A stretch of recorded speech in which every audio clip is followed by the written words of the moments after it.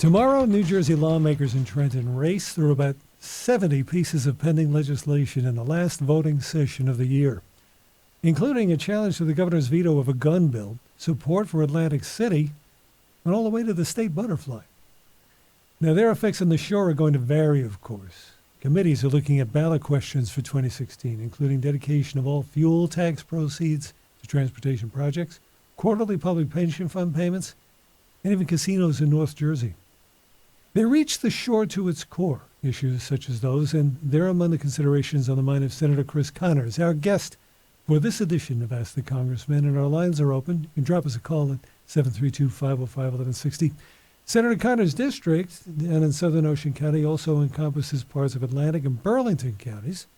He sits on the committees addressing community and urban affairs, military and veterans affairs, intergovernmental relations, and legislative services. It's really nice to have you here. Thank you, Tom. It's nice to be here. It's been a while. I don't think you've been here before. I've never been here. What is the old saying? I'm a long-time listener, but a first-time caller, so to speak. So this is the first time. The last time you were here was a newspaper. 33 years in public office, and the first time I get the chance to sit down with you. It's about time. I know. Don't make it another 33 years, because I don't know what it's going to be like here, man. Well, let's. You got 70 bills to go over tomorrow. You want to go over all 70? I can't even remember all. 45 minutes. I can't even remember them all. Well, 5 seconds apiece. You can do it. I know. That's about as much time as they allow me on the Senate floor, actually. Listen, a lot of those bills have been introduced session after session because, unfortunately, they don't make it through the legislative process. A legislative session is a 2-year period of time. Mm-hmm. And over that 2-year period of time, with 120 legislators, you can imagine the number of bills that are introduced during that legislative session. It could be 3,000 bills. Mm-hmm. About 10% of them only see the light of day, so to speak. They actually get signed into law by the governor. So when you consider a committee process where the bill is introduced in the Assembly, it's got to go through Assembly committee, then passed on a floor in the Assembly, and then go over to the Senate and the Senate committee and the Senate floor, and then it goes to the governor for consideration, and he could either sign the bill, conditionally veto it, saying, I agree with the bill, but you need to make these revisions, or absolutely veto the bill. And so with the dialogue that takes place and some of the emergent issues that come up that sometimes we just simply can't forecast,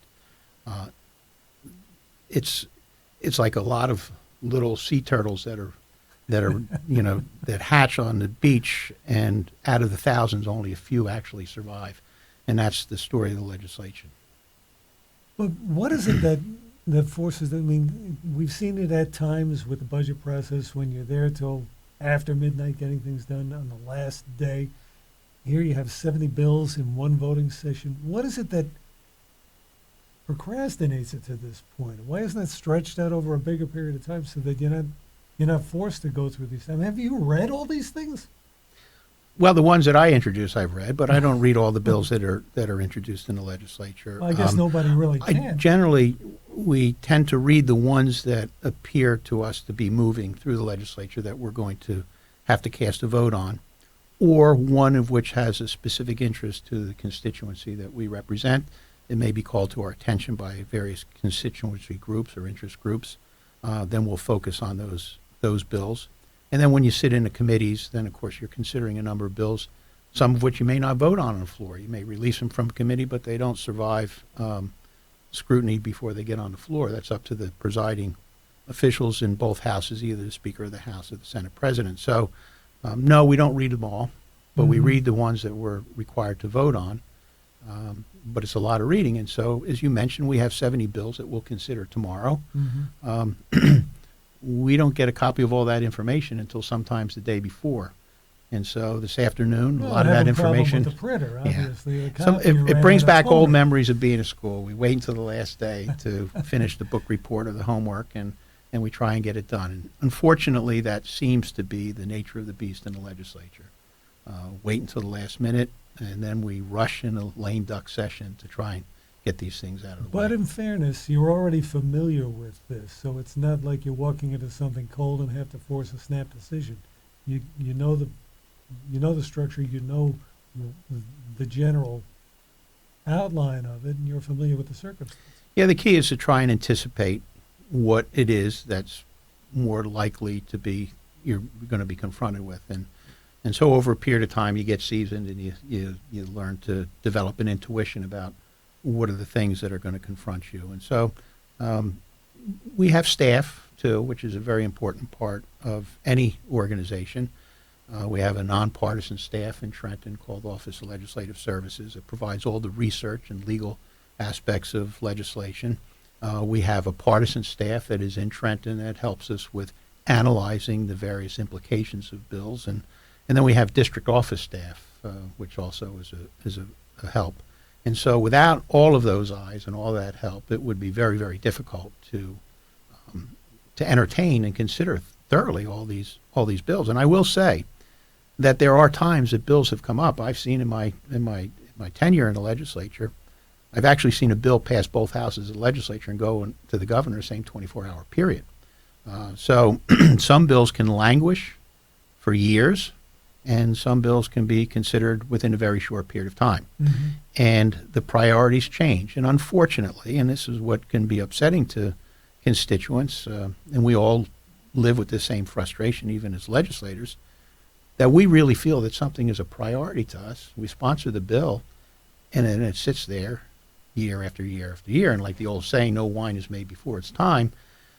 Something tragically happens that all of a sudden everybody says, we need to have a bill.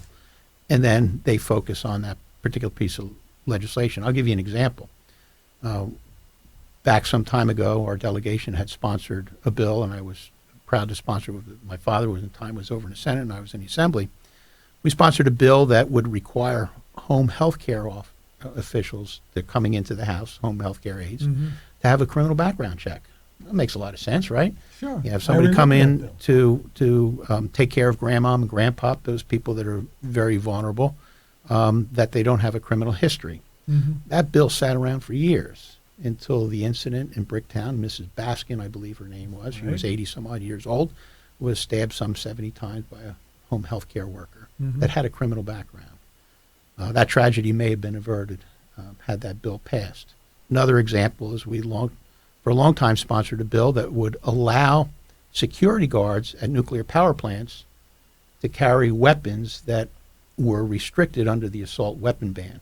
Mm-hmm. That seems to make a lot of sense to me, that if you're a security force on a nuclear power facility, that you would be able to confront your person who's challenging you with the same kind of weapon that they're likely to use. They're not going to come in with playing field. levels of playing. They're not going to come in with a Smith & Wesson 6-shooter, strapped around their side. So, but security forces at Oyster Creek couldn't carry assault weapons, Mhm. which was defined at the time as a weapon that carried more than 15 rounds. You couldn't even have a Daisy BB gun that we used to have when we were kids, because that was considered an assault weapon. Well, it took 9/11 for the state to wake up and say, we ought to have this bill. And so those are two examples that struck us very close to home Mm-hmm. as to how things can languish for a long period of time, and then all of a sudden we rush through and we pass them. And if we rush too quickly on some of these things, we find ourselves that we have the unintended consequences now that we got to go back and fix. And somebody says, boy, the bill has a greater negative impact than it did for the benefits that we try to convey. So it's an interesting process. You get used to it. Senator Chris Connors is our guest tonight. That's the senator, and you have an interesting, actually probably the most scenic district out of all the ones at the shore, because it's the great outdoors. You're from Long Beach Island down into Galloway and out into Burlington County, out to I think it's a Tabernacle. Tabernacle, the other Washington edge. Township. Yeah. Out. I mean, wow. So for an outdoorsman, this is ideal. Well, this is home to How me. does this affect what you look at in terms of useful legislation? How does it help you create legislation? Well, I mean, every legislator's district kind of shapes their philosophy and also presents the types of needs that they may have. And, this state is diverse in many ways. I mean, Yeah. we have urban areas, we have suburban areas, and we have mountains, and we have pinelands, and we have beaches, and we have riverfronts. And so you can go within an hour of any part of New Jersey and be in a completely different area, and each one has their own particular needs. in our district, we have farmers and we have fishermen, both recreational and commercial. And so we have a need to protect the environment. The pinelands is important to us. The back bay areas are the filtration system for the Barnegat Bay, and that resource is important to our commercial fishermen and our recreational fishermen and the tourism industry. We have needs for beach protection, which is unique, but because if you live in Camden, you don't talk about beach replenishment. But if you live in Ocean County and Atlantic County or the 127-mile seaboard in New Jersey, which makes New Jersey distinct from Ohio and Pennsylvania, you talk about shore protection. And so we have a bill package that was geared toward protecting the Barnegat Bay, from restrictions on fertilizer to density development in areas and soil compaction. We've had bills that would protect recreational commercial fishermen and the outdoors. And so that generates a lot of different needs that might be the precipitous of legislation. Senator Chris Connors is our guest for us, the senator, tonight. We're going to get into a few of the bills that you are sponsoring and a few of the things that you're going to have to vote on, a few of the discussions that are fueling everything in Trenton, especially with regard to finance. Sure.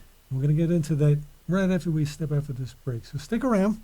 Give us a call, 732-505-1160, and we'll be glad to hear from you tonight. Call now, 732-505-1160. Ask the Senator continues next. News Talk Radio, WOBM AM 1160 and 1310. Tune in and listen to Lou Scatigna, host of the Financial Physician radio program, heard every Friday from 9 to 10 a.m. following Bob and Marianne. And now here's some great news. You can now listen to each week's show on the internet for a full week after the original broadcast. Just go to WOBMAM.com or thefinancialphysician.com and hear the Financial Physician anytime you want. And be sure to join Lou Scatigna each and every Friday at 9 a.m. for the Financial Physician, right here on News Talk Radio, WOBM AM 1160 and 1310. Do you have $10,000 or more in outstanding federal student loans? Well, you may qualify to have your entire student loan forgiven with one free call. That's right. If you're a teacher, nurse, police officer, firefighter, or work for a nonprofit, then you may qualify for new federal programs to have your entire student loan forgiven. The Student Loan Council wants to give you free information on all the programs that can help, and the sooner you call, the faster they can help. Get the maximum loan forgiveness, loan reduction, or consolidation available. Plus, find out in the first free call what you qualify for. A loan forgiveness specialist is standing by to answer all of your questions for free. So stop worrying about your student loan payments. If you have more than $10,000 in federal student loans, this information could change your life. Call 800-579-4409. 800-579-4409. Completely wipe out your federal student loan debt. Find out how. 800-579-4409. That's 800-579-4409. Hi, this is Paul Rotella, President of the New Jersey Broadcasters Association. Our friends at Jersey Central Power and Light, JCP&L, want to remind you that it's important to notify your utility company should you lose power. That's why JCP&L has a number of tools to help you stay connected, including texts, alerts, apps, and a mobile website. Customers can also report an outage on the JCP&L Facebook page. Don't wait for the next storm to register your account with your utility company. Go to jcp-l.com for more information. This message sponsored by Jersey Central Power and Light, the New Jersey Broadcasters Association, and this station. Your voice can be heard at the State House. Call 732-505-1160 or tweet your question at WOBM. This is Ask the Senator. News Talk Radio, WOBM AM 1160 and 1310. Welcome back. Tom Mongelli with Senator Chris Connors tonight. And thanks for listening. Senator, let's get this out of the way first because it's just burning me up. The Transportation Trust Fund. Now we know it's going to go broke on June 30th. Okay. First of all, we never really see the figures, so we're taking everybody's word for it. Okay, let's assume it is. Now we have two models out there. One presented by Senator Beck. Senator Beck, which would be a way to phase this in over 7 years and completely dedicated to the Transportation Trust Fund without raising the gasoline tax.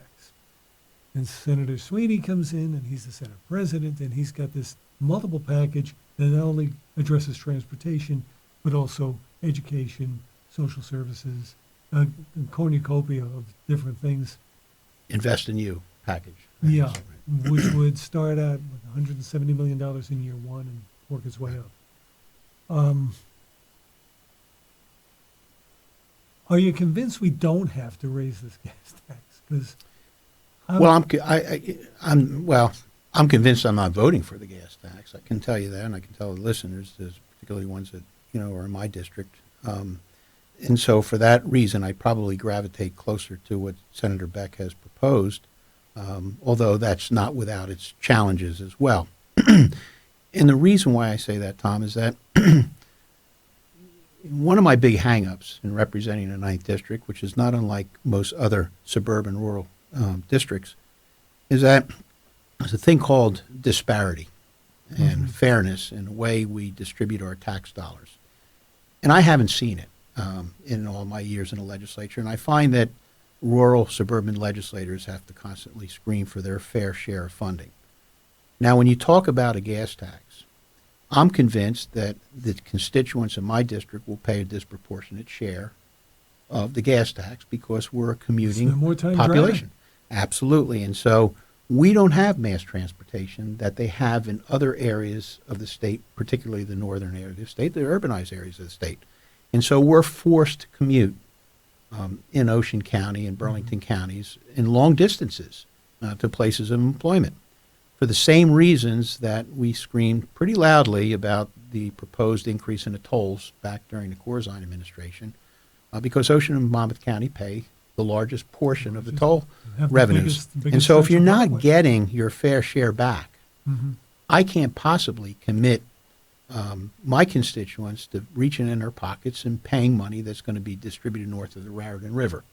And so for that reason, I have expressed, and my assembly colleagues, both Brian Rumpf and Diane Gove, have also been unified in our voice against a gasoline tax. And the other thing is, the other rub is, they're going to try and get it through when the when the gasoline prices are low. Of course. But you and I have been around the road a long time, and so has everybody else. Those prices may not always stay low.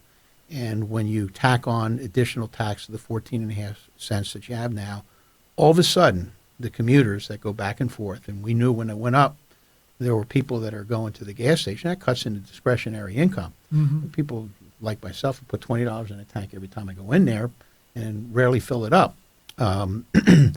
They were hit hard when the gas prices came down. They found that at the end of the week they had $150, $200 more, in their pocket than they had before.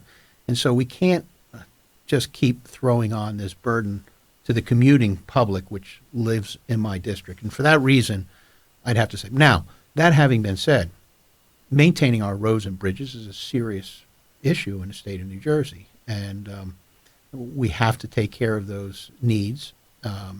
Our economy is linked to it. Our public safety is linked to it. Certainly, we want to be able to evacuate people in a timely fashion. But, we've been hampered down in our end of the woods, so to speak. Mm-hmm. And I want to see more road projects we should be taking care of that 2-lane cow path that they call Route 9. That's beyond capacity, 150% beyond capacity 10 years ago. Mm-hmm. And nothing has been done to modernize Route 9. No, but they widen the parkway real good. They widen the parkway, but see, there's where we're forced to pay tolls because exactly. you don't want to ride on Route 9, and so you're forced to take the parkway and you're forced to pay the toll. There's only 2 parallel roads going north and south that get people from one place to the other, and so we're forced on the toll. Route 9. I got to be honest. But the other side of this equation is how the money's spent. Why is no talk about how that money's spent? There's got to be another side to this equation. It's not just getting the money, but they don't how want to you talk about spend how it's spent. It's kind of like, gee, I used up my allowance early today, Dad. Right. Can I have more? And what would your dad say? Well, you'll wait till next week. you knew my dad, so you know what he would say. He said, "Be glad you got that. I'll take that back." That's right. No, they're not going to talk about how it's spent. That's going to be the factor that's not going to be discussed quite as much as how we're going to raise the money. Mm-hmm. And that is one of the serious problems in New Jersey. We have, and I'm not going to be critical of the Senate president. He loves New Jersey and he wants to do the best for New Jersey. But we have these number of parts of his plan that $175 million in the first year. $175 million in the first year. Now, I don't believe it. They say $175 million, it'll be $300 million. It'll be $1 billion probably in 5 to 10 years from now. And who's going to pay for those programs? We have a simple problem in New Jersey. The simple problem is we don't have enough money to cover all of our needs. It's that simple. The solutions are more complicated, of course. And so we have a lot of needs in New Jersey, but we don't have enough money to cover it. We have a $32 billion budget. A third of it is state aid to education. A third of it is direct state aid to municipalities and counties. And a third of it is direct state services. We need to fund a pension program. We need to fund transportation. We need to fund shore protection. We need to fund so many aspects of our state operation. So we tack on more programs that are going to cost money. And I can tell you, early childhood intervention, great program. You won't see it here. It'll be in the northern part of the state. It'll go to the former Abbott districts, which is a tremendous problem for us because, again, with disparity of funding, we pay more in property taxes here in this neck of the woods. So the money just kind of shifts from the south end of the state. 56% of all state aid to education goes to 31 districts in the state of New Jersey. And they're not here in Ocean County. They're not in Burlington County. And so the other 44% of the money gets shared, but 56% of the money goes to fund 20% of the students. 80% shares in the 44% of the money. It doesn't make any sense to me. Senator, we're going to take a break, and we're going to step out for a second. When we come back, I want to get into some of the good legislation that you've been working on. Good. Okay? Senator Chris Connor's with us tonight, NASA Senator. Join us and stay with us. We'll be right back. Let the State House know what's on your mind. Call 732-505-1160. News Talk Radio, WOBM AM 1160 and 1310. This is Marianne Levy, News Talk Radio, WOBM AM 1160 and 1310. Broadcast from the Preferred Home Healthcare Studio. Since 1987, Preferred has offered the highest degree of care. Preferred Home Healthcare with feeling. Under cloudy skies, we will see the fog developing and a little patchy drizzle also possible. We'll fall back to around 45. Cloudy skies ahead for Thursday, and look for the rain. Now, it could be heavy at times. Heaviest rain expected for the afternoon, early evening. We get up to around 60.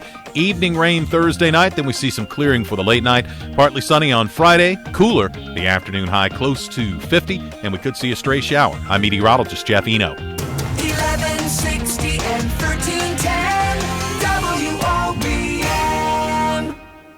Hi, I'm Heather Richards-Barone, and for over 37 years, EPA Financial Services Corp. has distinguished itself from our competitors by practicing the principles of true financial planning. My father, Bob Richards, built EPA Financial on integrity and respect and instilled in me the values and morals I proudly live by today. At EPA Financial Services Corp., we treat our clients like family, and I take great care in explaining our process and recommendations to each of our clients. With the economy and job market as it is, if you're thinking of retiring or changing jobs, now might be a good time to come in for our 1-hour, no-obligation consultation. I will look over your goals, your objectives, and together we will come up with a plan. So if you're thinking of retiring, widowed, or recently divorced, or happily married, looking for a second opinion, and would like to meet with myself, please call me at my office at 732-286-1000. That's 732-286-1000. Remember, the appointment won't cost you a thing, but the information you get could be priceless. Did you know that the average cost for a family of 4 to attend a professional baseball game is over $200? At the same time, over 40% of all sports, concert, and theater tickets go unsold. So how come we're all paying so much when so many seats go empty? I'm Adam Canner, founder of ScoreBig.com. We found a way to work directly with teams and venues to get their unsold seats and pass the huge savings on to you. On ScoreBig.com, we guarantee you'll save on great sports, concert, and theater tickets. And we're not talking about last-minute nosebleed seats to events you don't want to see, but millions of great seats for the best events, days, weeks, even months in advance. On ScoreBig.com, when you successfully name a ticket price, on average, you'll save over 33% below box office price each time you buy, with no added fees or shipping charges ever. There are lots of places to buy tickets, but if you really want to save, then check out ScoreBig.com.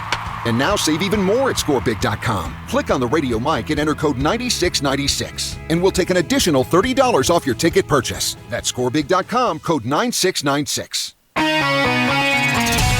From Ocean County to the State House. Talk to your senator right now. 732-505-1160. Follow the show on Twitter and tweet your questions to @WOBM.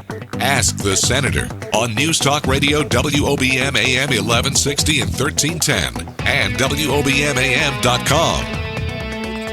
Welcome back. Tom Mongelli with Senator Chris Connors tonight, and the phone lines are open. Glad to hear from you. Senator, you have had, I looked over your bills. You've got so many of them. You are constantly thinking.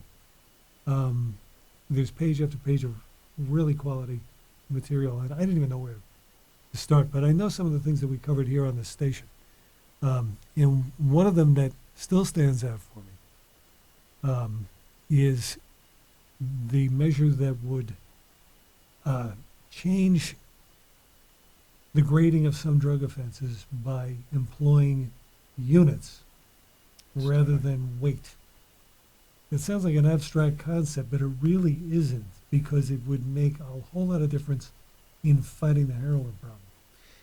It would, Tom, and I have to tell you that the idea in our legislative district office was principally Assemblyman Brian Rumpf, who sat on the Law and Public Safety Committee, does as a professional, deals with a lot of municipal courts, and so he sees the prosecution of drug offenders and is very well acquainted with it. But we know the problem is significant in New Jersey, as it is elsewhere. It's in epidemic proportions, and young lives are being lost as a result of the heroin problem. And so what we want to do is attack those people that are distributing the heroin on the streets. Some of our laws haven't caught up with the times, and just like technology requires new legislation to keep up with that, drug offenses also have to be reviewed. And what we found is the heroin is much stronger than what it ever used to be. Mm-hmm. It takes a lot less, and a lot of our young people and people of all ages that get hooked are meeting their demise because they overdose. And so we went to work in trying to attack where the problem occurs, and that's with the dealer. And so right now the offenses are essentially characterized by weight of the drug, as grams or ounces, as opposed to the number of units. And so right now it doesn't take that many in terms of ounces or grams to have a significant impact on the number of lives. So we've modeled legislation that would address that problem by characterizing it as units. And it has the support of the Ocean County prosecutor, mm-hmm. Joe Coronado, who's done a wonderful job in attacking this issue. And we've talked with other legislators. I know Senator Van Drew, I just had a conversation with him in the last session, and he is really looking forward in the start of the new session. It's going to be tough to move it now in a lame duck. It's just not enough time, but come the new session, he's squarely behind it, and he's going to give his hand on his side of the aisle. Interestingly enough, it was just this day that Rufus Young, who had the narcotics ring that basically ran rampant through Ocean and Monmouth in 2013, early 2014, he pleaded guilty to one count of conspiracy and now was sentenced to 15 years. He has yet to be sentenced for his guilty plea to providing the dose of heroin that killed a Toms River woman in 2013. But that's a separate issue. But I wonder how many years he would have been liable to if we were counting it by doses as opposed to weight. Well, we're hoping it'll have a positive impact on eradicating the drug distribution throughout the state. And hopefully it'll be a model legislation for other states to follow as well. Mm-hmm. One of the other things that jumped out at me was, and this is something that the Ocean County Freeholders have been screaming about for years, representation on the New Jersey Turnpike Authority. They'd also like one on the Board of Public Utilities, but, baby steps. Right. And regional meetings by the NJTPA wouldn't hurt either, because they're selling the place in Woodbridge, or they're getting out of Woodbridge, right? Yeah, I think they're moving out of that facility and to other quarters. Yeah. But there's a problem that we thought affected Ocean County, particularly when they talk about road projects, and we're pleased that we did a number of road projects through Ocean County and widening the Parkway. It was very much needed. But when we look at the representation on the Turnpike Authority, we haven't had anybody from Ocean County, and we have a significant number of lane miles that goes through Ocean County and represents a large part of the Turnpike, or the Garden State Parkway, which is now the Turnpike Authority. Mm-hmm. And so we felt very strongly that we should have a committed seat on the Turnpike Authority. Senator Van Drew feels the same way. He co-sponsored this legislation with me. So it was a bipartisan effort to try and get a voice in the southern part of the state. Here again, we found that most all the there were several appointments on the Turnpike Authority were from Monmouth County. Now, kudos to Monmouth County, and certainly feel happy for them. But nobody from Ocean County, nobody from Atlantic County, nobody from Cape May County. And so when you have those kind of highway projects taking place, I think that we should have a say, and people should have more access to the Turnpike Authority by having more regional meetings. And so we put it in legislation. Now we know that the legislation probably is not going to ever get signed into law, because the person who makes the appointments to the authorities, as you know, has to be nominated by the governor. And so the governor controls that from an administrative point of view. And so, if he feels as though that's going to restrict his ability to make appointments the way he wants to make appointments, he probably would not favorably consider the bill if it reached his desk. Mm-hmm. Frankly, we thought that by putting the bill in may prompt removing the need to have the bill by making the appointments that we would like to see. And as you remember, we did have representation on the Highway Authority, on the Parkway Authority, years ago. H. George Buchwald from Lakewood, a former freeholder, and Joe Bucklew was a chairman of the New Jersey Highway Authority for a while. And you know what? It paid dividends to Ocean County, because when Joe Bucklew was on the Highway Authority, we had significant interchange improvements throughout our county that I think we may not have otherwise gotten had he not pushed it. This is very true. And this kind of gets back to what you were saying about the number of miles we drive and the reasons why we shouldn't have a gas tax, and basically feeds into the kind of mindset that pervades not just Ocean County but the entire region, which is like we're paying for everybody. We are. The income level reaches a certain point. It doesn't get above a certain point unless it's your second home. You're traveling and working on a marginal budget because you're paying more to travel to your job. There's been no concerted effort to bring jobs to where people live. It's still spread out. We don't have urban areas where there's going to be a downtown where you can bring people to live and work and just walk to work. It doesn't work that way. No. Doesn't work that way here. And what we see are programs in the state of New Jersey, like urban enterprise zones. Now, Lakewood is a beneficiary to that to some extent, because a portion of it considered an urban enterprise zone. And as you know, urban enterprise zones has a special consideration with regard to sales tax. And so people buying products in an urban enterprise zone business can avoid paying half of the sales tax that they would otherwise have to pay had they bought a big ticket item somewhere else, and then the money gets pumped back into the area theoretically. And there are only so many number of urban enterprise zones through the state, but everybody else takes it in a neck, so to speak. And so you have a business that is one town over.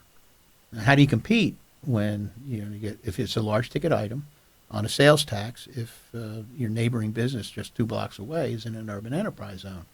And that has always been a concern of mine when the legislature considers expanding the urban enterprise zone or, creating more urban enterprise zones. But again, it's a disparity also. Everybody wants to preserve our area, which, you and I growing up in this area, we appreciate the fact that it is rural nature. Mm-hmm. But we become a donor county, essentially. The money is shipped out from this county, goes to other places. And we've had a lot of growth in Ocean County. People come to Ocean County because it's a great place to live. And I often tell people, how many people are here from Elizabeth, or how many people are here from Jersey City, how many people are here from Passaic? And a lot of people raise their hand, of course. And I say, well, do you know that you're not only paying for your school district here, but you haven't stopped paying for the one you left? And that's the truth, because the money is taken out of the pockets of people in rural suburban areas, and it's taken and put in these 31 Abbott districts, or they have urban enterprise zones, or they have the Hackensack Meadowlands District Commission. Right. There's all kinds of programs that find them way to have more state aid. Mm-hmm. Now, we had talked before the program began briefly about another disparity. Property tax assessments. As you know, our property tax system is based on the value of property. And the higher the value, the more tax you pay. And about every 10 years is good to kind of readjust that clock, because demographics change and income levels change and properties change. And properties change and property values change. And of course, we've seen in Ocean County with the expansion of population, the more people that come to an area, the higher prices are. Mm-hmm. The market value goes up. And that's what drives prices up.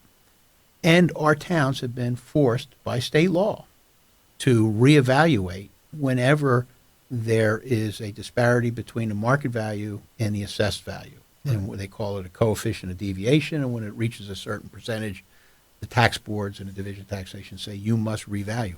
And so those towns that revalue, but nobody likes to eat the spinach, but I mean... No, nobody likes to eat the spinach. In many towns, it could be $250,000 or $500,000 for a reval company to come in to do the revaluation. Mm-hmm. And then the other downside is that now we have to live with the effects of the revalue. And some people whose market values were a lot lower than or the assessed values were a lot lower than the market values, didn't keep up with it. Those people that are in the waterfront communities that saw those... market prices rise, all of a sudden their taxes go through the roof. And so you have towns like Little Egg, Lacey, Galloway Township and Atlantic counties in our district all had to force to revalue. People have to live with the consequences of that revalue. And when we turn around and we hear that the Department of Treasury in the state of New Jersey is investigating 3 towns now, Elizabeth, Dunellen, and Jersey City. That have been eating ice cream for a couple of that decades. Have not revalued. I think Elizabeth was 39 years. Jersey City was 27, and another one 33. 33 years. 39 years in Elizabeth. Elizabeth, Jersey City, Abbott districts. They get more state aid, and yet their property values have been soaring through the roof in some areas of Jersey City. Yep. The values have gone up, but in every place else, we have to... But the tax rate hasn't changed. The tax rate hasn't changed. And there's no incentive for those legislators to change anything. Right. Because it's working for them. And so what I try to, tell my folks is to understand what the legislative process is. And it can explain a lot what happens in public policy in the state of New Jersey. And a very simple formula. 21, 41, and 1. 21, 41, and 1. There are 2 houses of the legislature. A bill has to pass both houses of the legislature. It has to be signed by the law and the governor. There are 40 legislative districts. They're comprised geographically by population. Mm-hmm. Our Constitution says they have to have equal number of population. So essentially what they do with the decennial census is divided by 40, and they come up with like 238,000 people have to be in each legislative district. Now, if you go to Newark in Essex County, because of the density of population, it's much easier to draw smaller district lines for a district than it is in the 9th District in Ocean County, because we have larger acre requirements, and it's rural, and it's suburban. It's sparsely, more pine lands. Populated. And so our district is the 3rd largest geographically in the state of New Jersey, because it takes the district lines to expand in order to fit 238,000 people in it. So you come to Ocean County, there may be 3 senators or 4 senators that represent portions of Ocean County. You go to Atlantic County, 1 senator. Cape May, 1 senator. You go to Essex County, maybe 5 senators that touch Newark alone. And so when you get in the legislature and you have 40 senators representing 1 senator for each district and 2 assembly persons in each district, so that you need a majority in both houses, you find that the population is such, based on the principle 1 man, 1 vote, that the votes are in the urban areas. Mm-hmm. And so when the district votes are in the urban areas, and you have school districts that are Abbott districts that are in the urban areas, that's where the money's going to go. And there's no incentive to change those things in that funding formula. And so that's why legislators that live in rural suburban areas ought to be singing off of the same sheet of music, so that we can form a coalition, so to speak, so that we get a better chance of representing our interests. And we've been somewhat successful. And I've got to tell you, a very, very close working relationship with Senator Van Drew on the other side of the aisle. He represents a small, rural district, towns. And so, so we have to be mindful. People have to understand that. That's why that a lot of things are the way they are in New Jersey. That's why that it stays stuck on that same gear all the time. Absolutely. It's built that way. And, okay, not going to disparage anybody, but if there's no incentive, that tells me that no one's trying. When you're pouring money, I'm sorry, we run out of time. Yeah. When you're pouring money into money state aid, okay, there's no incentive in many of these areas to become efficient or effective. What would I say? Don't give me the money? Yeah, sure. No, you're going to. In fact, it was found in some of the school districts that were getting the money, they couldn't possibly even spend the kind of money that they were getting. They had a hard time spending the money. Yeah, I turn around, pick up the paper. way. What bothers me and should bother everybody, you pick up the paper, and just, not to pick on Jersey City, but Jersey City that hasn't revalued in decades. Just pick up the paper the other day. Jersey City authorized an attorney at over $1,100 an hour to defend a lawsuit against Jersey City. $1,100 an hour. Nice work if you can get it. Yeah. We got to get to a break, and we're going to come to the final segment, so stay with us. Thanks for joining us. We'll be right back. More of Ask the Senator coming up next. News Talk Radio, WOBM AM 1160 and 1310. Hi, I'm Bob Levy, and I'm with Wes, representative from AT&T. Wes, what did you say? You giving me a free cell phone? That's right. Also, we want to include 50 of your friends and listeners as well. What's the catch? Well, we're celebrating the opening of our newest location. All your listeners have to do is show up, see you December 19th between 9 and 11, and they get a free smartphone, free month of service with AT&T. Not bad, right? No, not bad at all. Where? On the corner of Route 9 and 70, next to Stop and Shop. And if our listener friends need directions? Call 732-994-1387. Okay, radio listeners, I've got the Christmas deal of the day for you right here. Sherry's Berries. Their gourmet berries are fresh, juicy, and dipped in dark, white, and milk chocolatey deliciousness. Then they're sprinkled with toppings like chocolate chips and nuts. And right now, you can get these gourmet dipped berries starting at $19.99. Plus, get this, you order today and you'll get double the berries for just $10 more. That's a really sweet deal. And Sherry's Berries are so decadent, juicy, and delicious. One bite and the excitement on their face will say it all. They're perfect for friends, family, or that amazing party host, your child's teacher, the office. If you want to make anyone's holidays happy, these berries are the gift to send. Gourmet dipped berries starting at $19.99 and double the berries for $10 more. But you gotta hurry, Christmas is almost here, and this deal expires Friday. The only way to get this amazing offer is to go to berries.com, click on the microphone in the upper right-hand corner, and enter secret code 700. That's BERRIES.com, secret code 700. It's all too much. Money's tight, and I just don't know how I'm going to pay my mortgage. Hey, you're not alone. I was almost in foreclosure until I got help from a housing counselor near me. They're free, all over New Jersey, and they can help you get the facts and understand your options. What's a housing counselor, and what's it going to cost me? Housing counselors are experts in foreclosure prevention. They know all about state and federal programs. They sat down with me for over an hour and helped me find a solution that was best for me and my family. They're certified by the government, so I could trust that it wasn't some kind of scam. And best of all, my consultation was absolutely free. Okay, I'm in. How can I find a housing counselor near me? Go to njhousing.gov/foreclosure to get a list of housing counselors. Hold on, what's that website again? It's njhousing.gov/foreclosure. This message sponsored by the New Jersey Housing Mortgage Finance Agency, the New Jersey Broadcasters Association, and this station. Keep the questions coming. Call now, 732-505-1160. Follow the show on Twitter and tweet your questions at WOBM. Ask the Senator continues now on News Talk Radio, WOBM AM 1160 and 1310 and WOBMAM.com. Senator Chris Connors of Ocean, Atlantic, and Burlington counties is our guest tonight. And I know you have your offices in Forked River, and you're down there on LBI. But you remember LBI, but like I do, before it was initialized. Right. We used to call it Long Beach Island. Why don't they do that at Martha's Vineyard? You know, like nobody calls it MV. You know, it's like, oh yeah, it's Martha's Vineyard but it's got to be LBI, I guess, because commercialization. Commercialization, branding, and those little bumper stickers that are shaped like an oval. You couldn't fit the whole thing in there.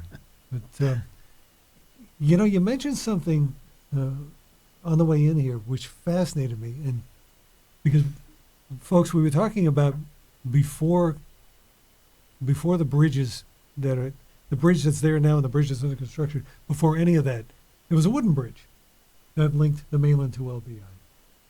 And I remember when that was taken down and the new one went in. Mm-hmm. But I didn't know what happened to the wood. You know what happened to the wood. I think I have the answer to the wood. And as I understand, going back in time, in Barnegat Light, there were a number of fishermen, many Swedish and Norwegian fishermen. Some of the names that are there today, Larson, for one, is an old-time name in Barnegat Light, but there were other Halverson, a number of Norwegian or Swedish fishermen. And in marketing their product, they found that they would be better off if they developed a co-op.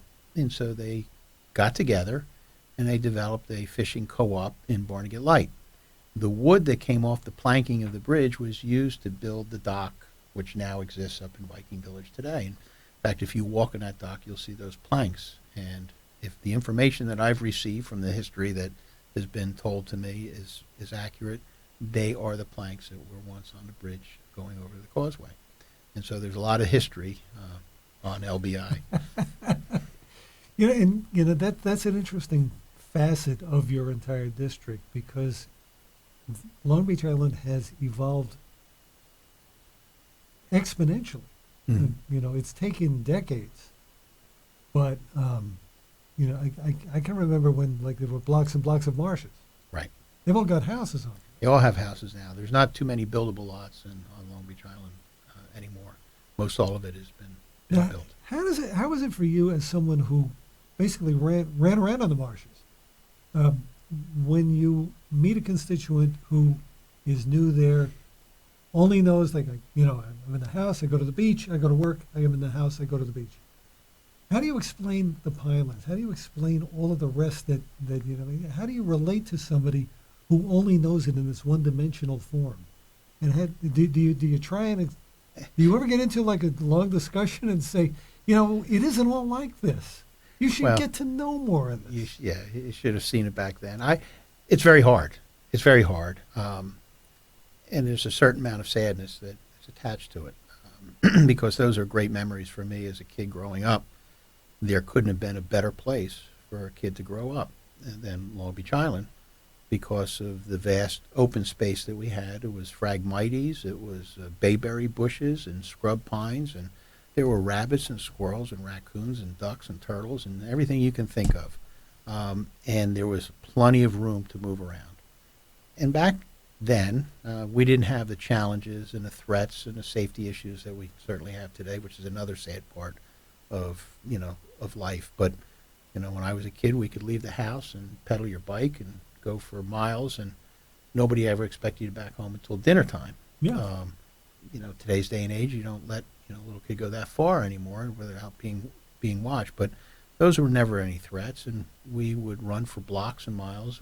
As I told you before, back then it was acceptable to play Army, and that's what we did. We had helmets and rifles, and we would play Army. You had your terrain right. And you could walk down the street with this rifle over your shoulder and make like an Army person and be proud of it. And of course, today they probably lock you up or send you for psychological training or something. But that was growing up on Long Beach Island, and it has changed because of the development. It's still a wonderful place to live. Oh yeah, there's no doubt about it. But it's not the way it was when I grew up. You can never go back. You can never go back, and it will never be better than it was back then.